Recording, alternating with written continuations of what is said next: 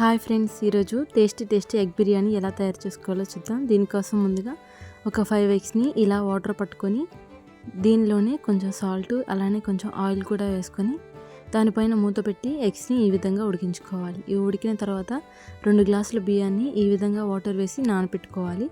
Stove మీద pan తీసుకొని తగినంత ఆయిల్ వేసుకొని కారం, ఉప్పు, పసుపు వేసుకొని ఉడకపెట్టుకున్న ఎగ్స్ని దీనిలో వేసుకొని ఈ విధంగా వేయించుకోవాలి. ఇవి వేగిన తర్వాత మరలా అదే ప్యాన్లో కొంచెం ఆయిల్, అలానే కట్ చేసి పెట్టుకున్న టమాటాలు, కట్ చేసి పెట్టుకున్న ఉల్లిపాయ, దీనిలోనే గుప్పెడంత కొబ్బరి ముక్కలు, అలానే 4 వెల్లుల్లిపాయలు కూడా వేసుకొని దీనిని నీట్గా వేయించుకోవాలి. ఇది వేగిన తర్వాత మిక్సీ జార్లో తీసుకొని అల్లం, 2 పచ్చిమిర్చి, జీడిపప్పులు వేసి మిక్సీ పట్టుకోవాలి.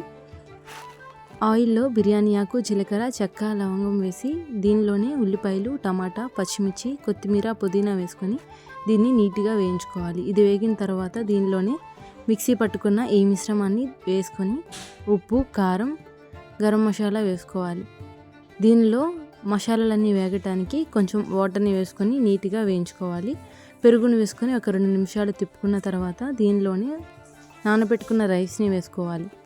1 గ్లాస్ రైస్కి 1.5 గ్లాసుల వరకు వాటర్ని పోసుకోవాలి.